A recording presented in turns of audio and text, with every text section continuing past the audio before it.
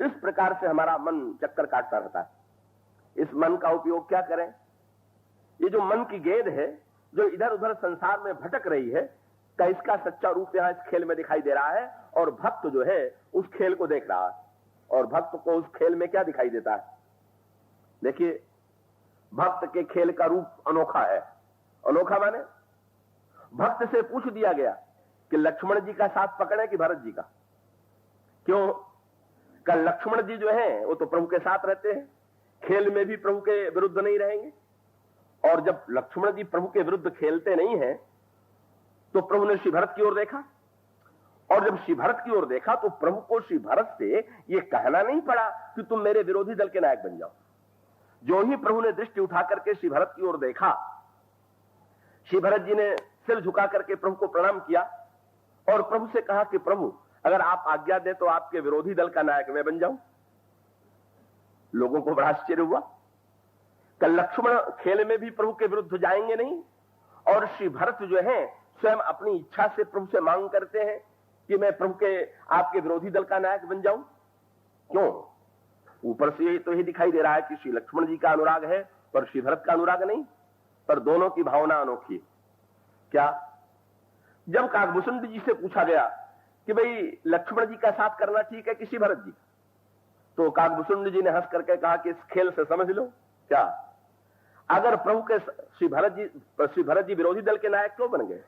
श्री भरत ने सोचा अगर विरोधी दल के नायक बनेंगे तो सामने दर्शन होता रहेगा और साथ में खेलेंगे तो दिखाई देना बंद हो जाएगा, इसलिए सन्मुख रहना ठीक है। काकभूषण जी से पूछा गया श्री लक्ष्मण जी का साथ ले कि श्री भरत जी का? उन्होंने हंस करके कहा सामीप्य चाहिए तो लक्ष्मण जी का साथ लीजिए, और सन्मुख चाहिए तो भरत जी के साथ हो जाइए।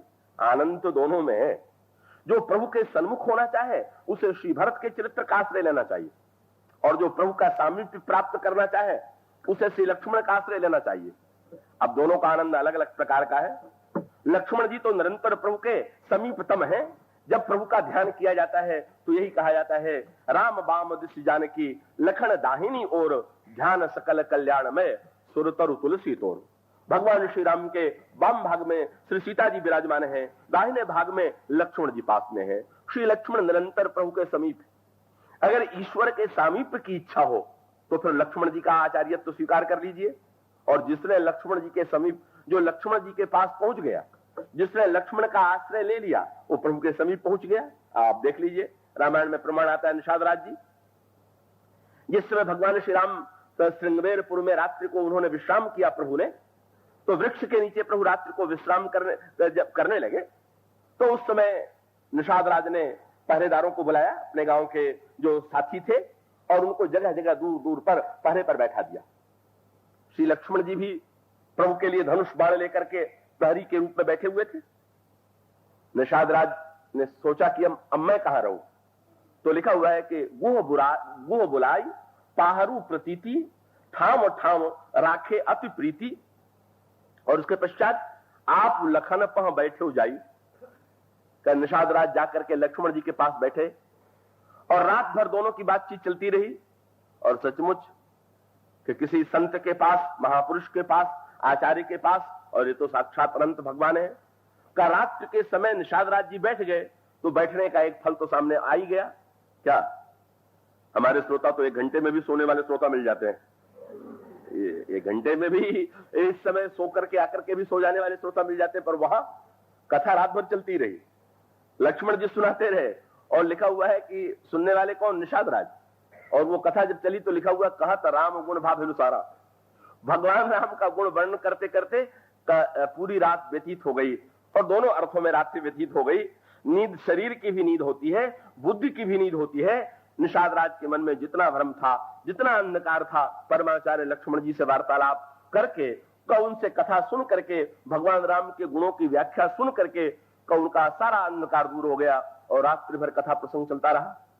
और लक्ष्मण जी के उस सामीप्य का परिणाम क्या हुआ कि लक्ष्मण जी के पास बैठ गए, तो जब 14 वर्ष बाद भगवान राम लौट करके आए तो तुरंत आपने निषाद राज के श्रृंगवेरपुर के पास अपने विमान को उतरने की आज्ञा दी। और जब प्रभु का विमान श्रृंगवेरपुर में उतरा, निषाद राज ने सुना कि प्रभु आए हुए हैं, तो पहले तो उनको शायद लगा कि नदी पार करके उस पार आए हुए हैं, यहां निषाद सुना प्रभु आए, नाव नाव कई लोग बुलाए। लेकिन सूचना मिली कि नहीं नहीं, वो तो विमान से आए हुए हैं, निषाद राज प्रभु से मिलने के लिए गए। उन्होंने प्रभु के चरणों में प्रणाम किया, दूर से ही प्रणाम किया संकोच के कारण, पर प्रभु ने क्या किया? वो समझ लिखते हैं लंका कांड के अंत में, प्रभु ने निषाद राज का हाथ पकड़ लिया और पकड़ करके बिल्कुल अपने पास बैठा लिया। बैठारी परम समीप पूछी, कुशल सोकर बीनती, का तुरंत निषाद राज को प्रभु अत्यंत अपने पास बैठा लेते। और इसका अभिप्राय यह है कि जिसने परमाचार्य श्री लक्ष्मण जी की कृपा पा लिया है, श्री लक्ष्मण जी प्रभु के परम समीपी हैं, उनसे अधिक समीप प्रभु के कोई नहीं। और अगर कोई प्रभु के समीप पहुंचना चाहता है तो उसे लक्ष्मण जी का आश्रय लेना चाहिए। और अगर कोई प्रभु के सन्मुख जाना चाहे तो गोस्वामी जी ने श्री भरत जी की बड़ी प्रशंसा किया। श्री गोस्वामी जी महाराज जो हैं, भरत जी की प्रशंसा भगवान राम से भी अधिक करते हैं। किसी ने पूछ दिया कि महाराज आप ईश्वर से भी अधिक प्रशंसा भरत की करते हैं, क्या कारण है? उन्होंने कहा भाई, अपना स्वार्थ जिससे होता है व्यक्ति उसकी प्रशंसा करता है। अगर श्री भरत का जन्म न हुआ होता तो संसार की तो बहुत बड़ी हानि थी ही, पर मेरी तो सबसे बड़ी हानि थी। कहा आपकी क्या हानि थी? तो वे कहते हैं अयोध्या कांड के अंत में, सिया राम प्रेम पीयूष पूरण होत जन्म न भरत को, तो मुनि मन अगम यम नियम समदम विषम व्रत आचरत को। अगर श्री भरत का जन्म न हुआ होता तो प्रेम के रूप को कौन प्रकट करता? अगर श्री भरत का जन्म न हुआ होता तो मुनियों के लिए जो अगम साधना है उसे करके कौन दिखाता? और अंत में कहते हैं कि अगर श्री भरत का जन्म न हुआ होता तो कलिकाल तुलसी से सठन हठ राम सन्मुख करत। इस कलयुग में मुझ जैसे दुष्ट को भगवान राम के सन्मुख कौन ले जाता? इसलिए कि श्री भरत की कृपा से ही मैं प्रभु के सन्मुख हुआ, इसलिए मैं श्री भरत के चरणों में नत हूं। का खेल में लक्ष्मण जी भगवान राम के साथ हैं और श्री भरत भगवान राम के सन्मुख हैं। अब ये तो जीव की इच्छा पर निर्भर है कि वो सामीप्य चाहता है कि सन्मुख होना चाहता है। वो श्री भरत जी से किसी ने पूछ दिया, आप प्रभु के समीप छोड़ करके आप सन्मुख क्यों रहना चाहते हैं? तो श्री भरत का क्या उत्तर है? तो प्रभु का जो सामीप्य है वो तो पुण्य की पराकाष्ठा है। जिसका अनंत पुण्य हो वही प्रभु के समीप रह सकता है। सो हमारे लक्ष्मण भैया तो अनंत हैं, वो तो प्रभु के समीप रहने के अधिकारी। अगर श्री भरत से कोई पूछ दे कि क्या आप प्रभु के समीप रहने के अधिकारी नहीं? बोले नहीं, हम तो सन्मुख ही के अधिकारी। क्यों?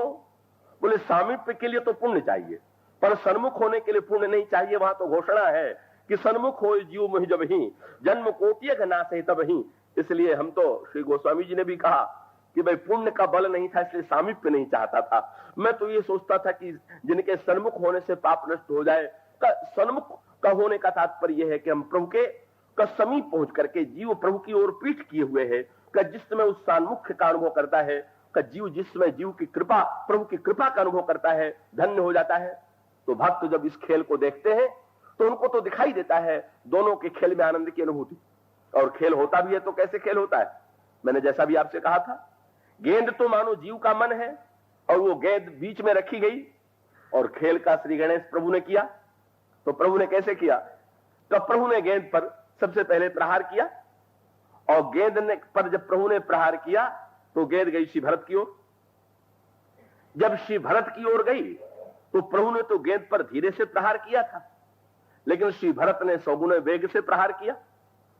और जब भरत ने कसकर के प्रहार किया तो साधारण देखने वालों को लगा कि शायद भरत जीतने के लिए इतना कस के प्रहार कर रहे हैं, लेकिन बात दूसरी थी। श्री भरत ने गेंद को जब कस करके लौटाया तो प्रभु की ओर नहीं लौटाया, लक्ष्मण जी की ओर लौटाया, क्योंकि वो तो चारों भाई खेल में सम्मिलित हैं।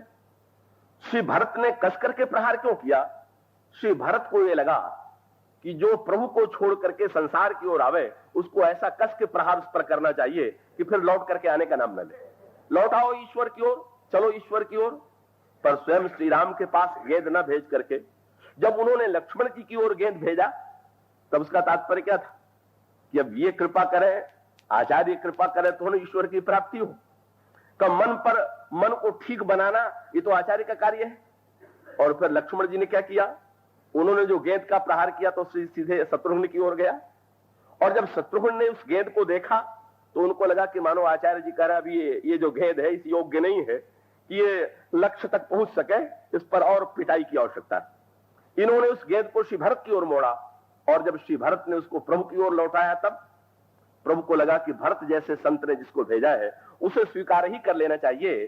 क्या इसलिए प्रभु स्वीकार कर लेते हैं। देखने वालों को लगता है कि खेल में जीत और हार हो रही है श्री राम और श्री भरत, और भक्तों को लग रहा है अरे ये तो खेल नहीं है, ये तो भक्त तत्व ही प्रकट हो रहा है। तो प्रभु को प्राप्त करने का उपाय कैसा है। आचार्य और प्रेम की उपलब्धि के बिना जीव का मन ईश्वर के सन्निकट नहीं पहुंचता है। तो वस्तुतः प्रभु की हार का तात्पर्य केवल इतना है कि गेंद जो है गोल में प्रविष्ट हो गई, हार हो गई, और उसका अभिप्राय क्या है, जीव का मन ईश्वर के सन्निकट पहुंच गया, लक्ष्य तक पहुंच गया। बस इससे बढ़कर के ये जो पराजय है, ये जो जय है, इस जय और पराजय का जो आनंद है वो तो सर्वथा भक्त के खेल का आनंद है। और अगर व्यवहार की दृष्टि से विचार करें, कर्म योग की दृष्टि से विचार करें, तो इसका अभिप्राय है कि इसमें बड़े और छोटे के संबंध का परिचय प्राप्त हुआ।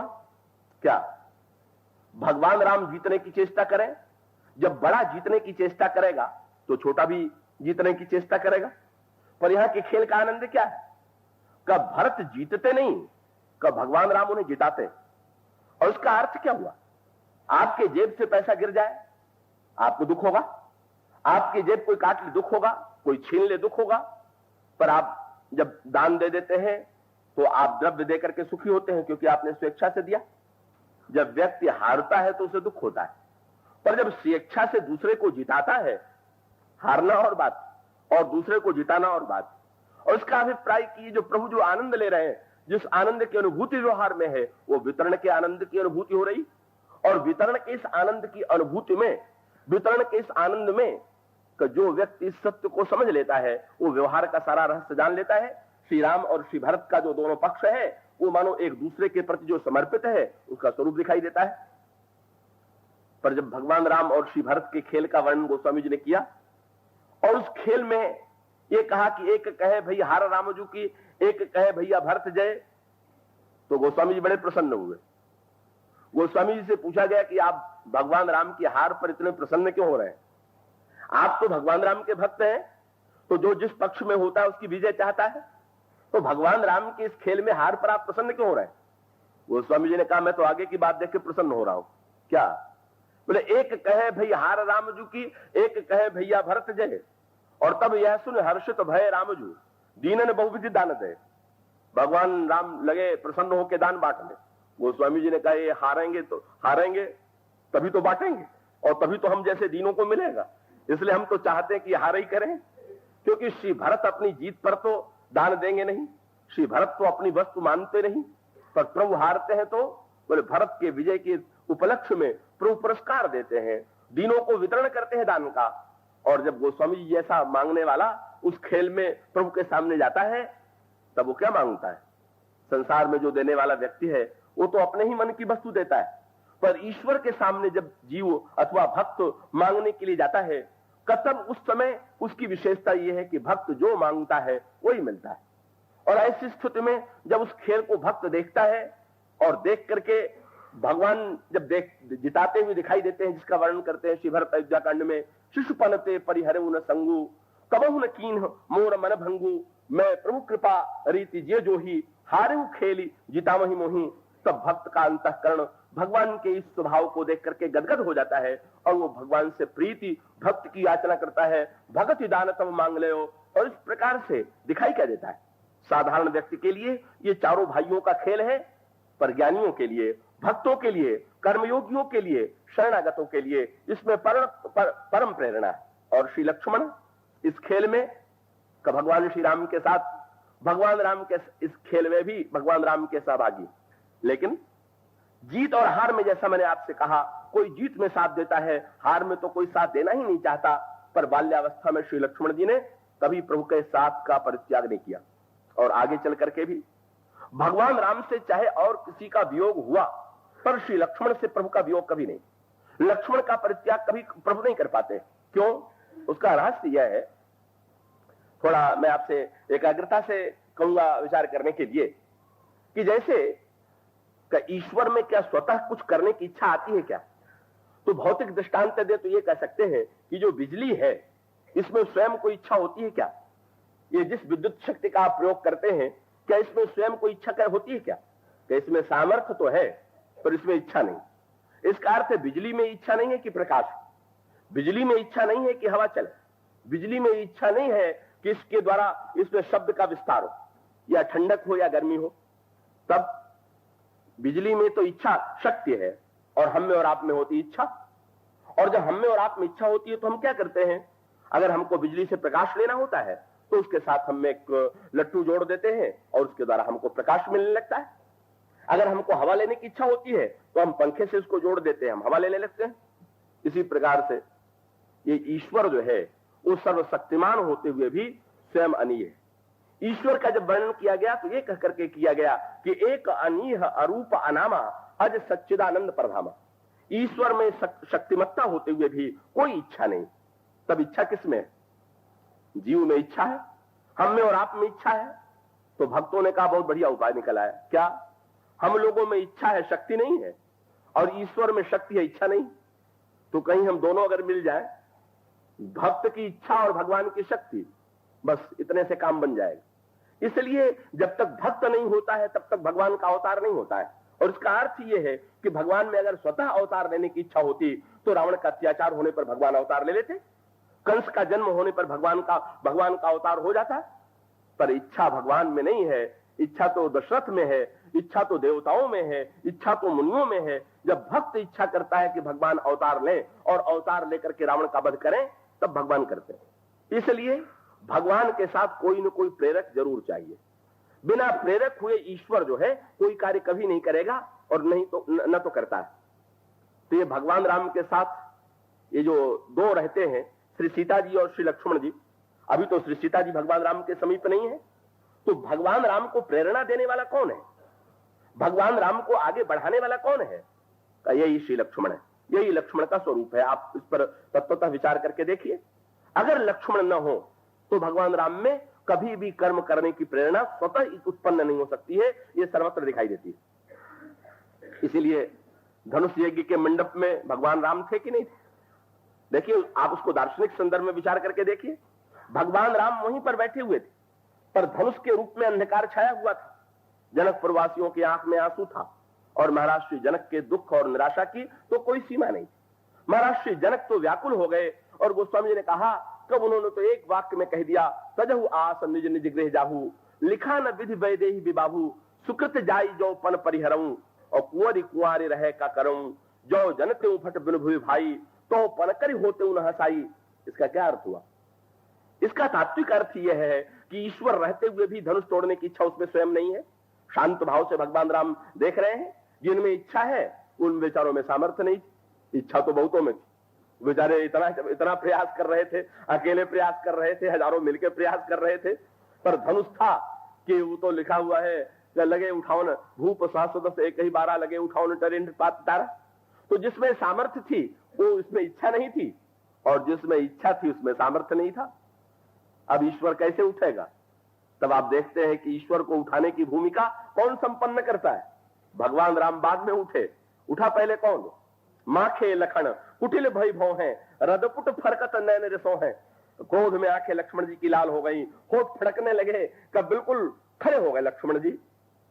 कब बाद में भगवान राम और लक्ष्मण से वार्तालाप हुआ, क्योंकि इस धनुष यज्ञ में आने से पहले भगवान राम ने लक्ष्मण से पूछा था, लक्ष्मण जरा निकल करके बाहर देखना सूर्य निकल आया है कि नहीं।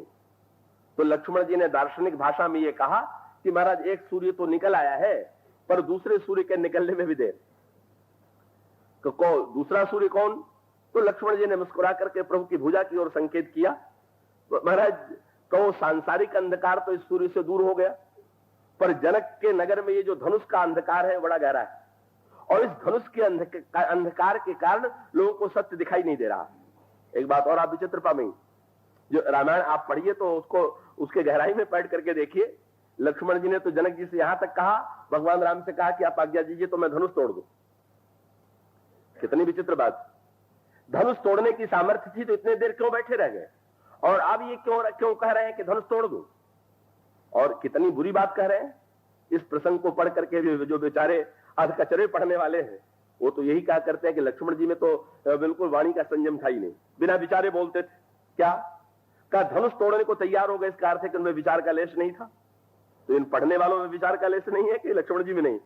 क्योंकि लिखा हुआ है कि लक्ष्मण जी जब बोले तो सबसे अधिक प्रसन्नता किसको हुई?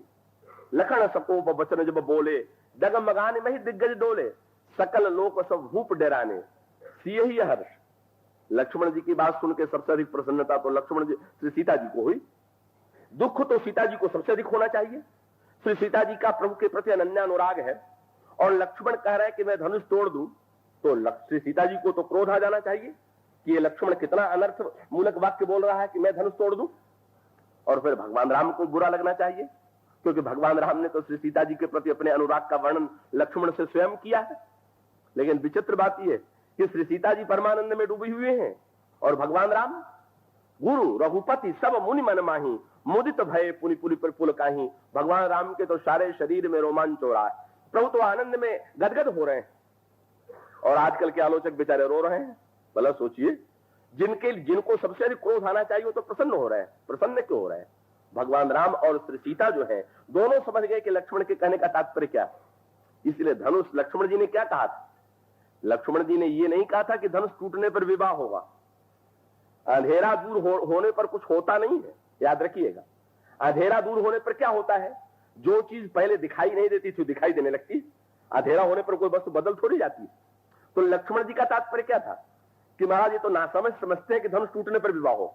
अरे धनुष तो अंधेरा है, इसके अंधेरे में आपका शाश्वत विवाह लोगों को दिखाई नहीं दे रहा।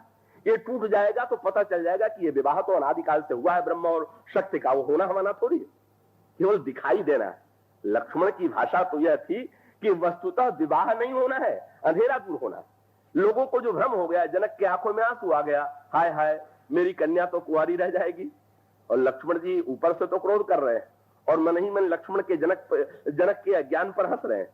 वो इनको चिंता हो रही कि मेरी कन्या कुंवारी रह जाएगी और इनको पता नहीं है कि जिस कन्या को कुंवारी होने की चिंता कर रहे हैं वही जगन माता है। विवाह न जाने कब से हो चुका है, अनादि अनंत काल से दोनों का विवाह।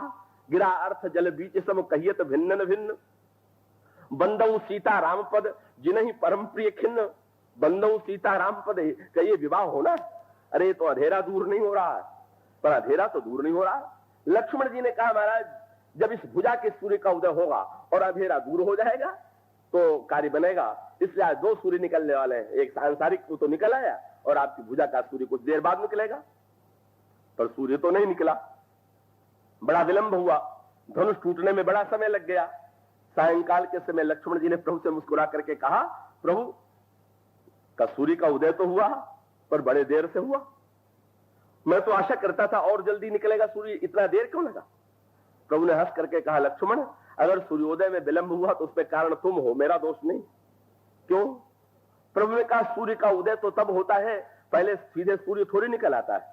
तो लक्ष्मण जब सूर्य निकलता है तो उसके पहले आकाश में पूर्व दिशा लाल हो जाती तब सूर्य निकलता है। तो तुम्हारे क्रोध की लाली जब प्रकट होती तब तो सूर्य उदित होता। जब तक ये सूर्य नहीं, जब तक ये क्रोध की लाली नहीं आई तब तक प्रेरणा कौन दे? अरे भाई अगर लक्ष्मण जी डंडा है तो बोले डंडा उठे तो न झंडा उठे। इसका अभिप्राय क्या? जब तक काल प्रेरणा न दे तब तक ईश्वर में स्वतः प्रेरणा की कोई शक्ति नहीं है, कोई सामर्थ्य होते हुए भी स्वतः प्रेरणा नहीं है। वो तो लक्ष्मण जी जैसा कोई उठाने वाला मिले जो इनसे काम करा ले तब काम होता है। इसलिए लिखा हुआ है कि लखन सको वचन जब बोले, डगमगान में दिग्गज डोले। सारा संसार, सारी धरती कांपने लगी। लक्ष्मण जी का तात्पर्य था हमारा सब डोल गए, एक आप ही अडोल बैठे हैं। अब आप जरा डोले तो विचारों का डोलना बंद हो। रावण ने तो धरती को हिला रखा है, लेकिन दया करके अब आप उठिए, इस अंधकार को दूर कीजिए, लोगों की पीड़ा दूर कीजिए। लक्ष्मण वो प्रेरणा देते हैं और तब भगवान श्री राम तुरंत उठ करके खड़े होते हैं और धनुष टूटता है। इसीलिए विश्वामित्र बड़े बुद्धिमान थे, मांगने गए तो अकेले श्री राम को नहीं मांगा। जानते थे कि ईश्वर को ले जाके क्या करेंगे, ये तो निष्क्रिय बैठे रहेंगे, कुछ नहीं कर पाएंगे। इसलिए कह दिया अनुज समेत देव रघुनाथा। कहा अनुज समेत देव रघुनाथा। और एक बात हो, जब उन्होंने कहा छोटे भाई के सहित राम को दीजिए तो किसी को भ्रम नहीं हुआ कि भरत के साथ दीजिए, क्योंकि जानते थे कि अगर कहीं भरत जी और भगवान राम दोनों एक साथ बैठ जाए तब तो समस्या और भी समाधान नहीं होने वाला। वो चित्रकूट में दोनों बैठ गए तो इतनी लंबी समस्या का समाधान कठिन हो गया। वो उन पर छोड़ रहे थे, ऐसा नहीं, कोई ऐसा चाहिए जो भगवान से कहे नहीं ये तो करना ही पड़ेगा, ये तो लक्ष्मण जी ही करा सकते हैं, इसलिए ये तो भगवान राम की लीला के मुख्य प्रेरक हैं, इनके बिना श्री राम की लीला पूर्ण नहीं होती है। इसलिए लक्ष्मण का जो स्वभाव है, स्वरूप है, वो अन्यों से सर्वथा भिन्न है। बड़ा विचित्र वाक्य है लक्षण धाम। यह तो लिखा गया कि श्री लक्ष्मण जी में सारे लक्षण विराजमान हैं, पर किस वस्तु के लक्षण हैं? ज्ञानी के लक्षण हैं कि भक्त के लक्षण हैं कि कर्मयोगी के लक्षण हैं, संत के लक्षण हैं, इसे स्पष्ट नहीं किया गया। और स्पष्ट न करने का कारण यही है, जिसकी पृष्ठभूमि कल आपके सामने चल रही थी, कि श्री लक्ष्मण जी का व्यक्तित्व किसी एक विशेष प्रकार की सीमा में बंधा हुआ नहीं। जैसे संसार में नाटकों में प्रत्येक अभिनेता की भूमिका निश्चित होती है, उस प्रकार से श्री लक्ष्मण की भूमिका निश्चित नहीं। यूं कहना चाहिए कि भगवान श्री राम के चरित्र में जिस समय जिस भूमिका की आवश्यकता है, लक्ष्मण जी उसी भूमिका में आपको दिखाई देंगे। इसीलिए कभी उनमें ज्ञानी के लक्षण दिखाई देंगे, कभी भक्त के लक्षण दिखाई देंगे, कभी कर्मयोगी के लक्षण दिखाई देंगे, कभी शरणागत के लक्षण उनके चरित्र में दृष्टिगोचर होंगे, कहीं वे ईश्वरत्व में स्थित होंगे और कभी काल की जो मर्यादा है उसका पालन कर रहे होंगे। पर चाहे जो परिस्थिति हो, का भगवान राम के चरित्र के साथ जिनका चरित्र निरंतर जुड़ा हुआ है, वे श्री लक्ष्मण। श्री लक्ष्मण को छोड़ करके श्री रामचरितमानस में कोई एक भी ऐसा पात्र नहीं है कि जो प्रभु की प्रत्येक लीला में समान रूप से सहभागी रहा। क्यों? इसकी कुछ सांकेतिक व्याख्या कल कथा के अंत में आपके सामने की गई थी, और उसका दार्शनिक सूत्र यह है कि स्वयं ईश्वर में किसी प्रकार की प्रेरणा विद्यमान नहीं। का भले ही वह सर्वशक्तिमान हो, पर सर्वशक्तिमान होते हुए भी कोई आकांक्षा उसमें नहीं, क्योंकि आकांक्षा अपूर्णता का लक्षण है।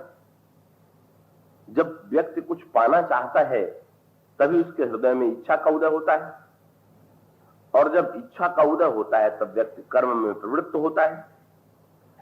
तो जब पूर्ण को कुछ पाना नहीं है, कोई उसका लक्ष्य नहीं है, उसमें कोई आकांक्षा नहीं है, तो स्वभावतः का उसमें किसी प्रकार की इच्छा के साथ साथ किसी भी प्रकार के कर्म का अभाव। लेकिन संसार को ऐसे ईश्वर की आवश्यकता है कि जो अपनी शक्ति का उपयोग करे। संसार को ऐसे ईश्वर की आवश्यकता है कि जो केवल निष्क्रिय न हो, इच्छा रहित न हो, अपितु उसके अंतःकरण में इच्छा का उदय हो, चाहे वह अपनी उसकी इच्छा न हो। बड़ी विलक्षण बात। एक और तो ये कहा जाता है कि भगवान भक्तों की इच्छा को पूर्ण करने के लिए अवतरित होते हैं, और दूसरी ओर एक बात यह भी प्राप्त होता है कि निज इच्छा प्रभु अवतरई सूर मही गोद्विज लाग। भगवान अपनी इच्छा से अवतार लेते हैं। इन दोनों वाक्यों में परस्पर विरोध प्रतीत होता है, पर उसके अंतरंग में विचार करें तो इसका तात्पर्य यह है कि जिसमें स्वयं अपनी इच्छा होती है, उसकी टकराहट दूसरे से हुए बिना रह ही नहीं सकती। मैं आशा करता हूं कि आप पूरी सजगता से सुनेंगे। निद्रा और रजोगुण पर विजय प्राप्त करते हुए, और मैं प्रार्थना कर दूं कि आप लोग थोड़ा समय का विशेष ध्यान रखें। विलंब से आने पर आप स्वयं कथा का प्रारंभ से आनंद नहीं ले सकते, और दूसरों के श्रवण में भी अवरोध होता है। तो आप लोग 5-7 मिनट और पहले आवे, तब आपको सुविधा से बैठने में भी और साथ साथ श्रवण में भी आनंद मिलेगा। तो ईश्वर में इच्छा का यदि अभाव है तो एक हम लोगों के बड़े काम की बात है। क्या? जहां इच्छा होती है वहां टकराहट होती है। जैसे हम लोग हैं तो इच्छा होने पर एक समस्या तो यह आती है कि जब एक ही व्यक्ति में कई इच्छाएं होती हैं तो वे इच्छाएं भी परस्पर एक दूसरे से टकराती हैं। इसका अनुभव में आपको होता है। अभी धन की इच्छा हो रही है तो कुछ समय के बाद यश की इच्छा होगी। परिणाम क्या होता है कि दोनों इच्छाओं में विरोध है। यश पाने के लिए धन का त्याग करना होगा और धन एकत्र करने के लिए यश की चिंता से मुक्त होना होगा। तो ऐसी परिस्थिति में जब एक ही व्यक्ति में अनेक इच्छाओं का उदय होता है तब उसका परिणाम होता है कि वे इच्छाएं परस्पर एक दूसरे से टकराती हैं। और साथ साथ एक ही व्यक्ति में अनेक इच्छा तो नहीं है, व्यक्ति अपने आप से तो लड़ ही रहा है, सामने वालों में भी इच्छा है और सामने वाले व्यक्ति की इच्छा में और हमारी इच्छा में परस्पर टकराहट है। तो परिणाम क्या है कि संसार में सारे संघर्ष के मूल में ये मनुष्य की इच्छा। ईश्वर इस झगड़ों से मुक्त है, उसमें इच्छा का अभाव है। एक अनीह अरूप अनामा, अनीह है, अरूप है, अनाम है। अनीह का अर्थ है जिसमें इच्छा ना हो,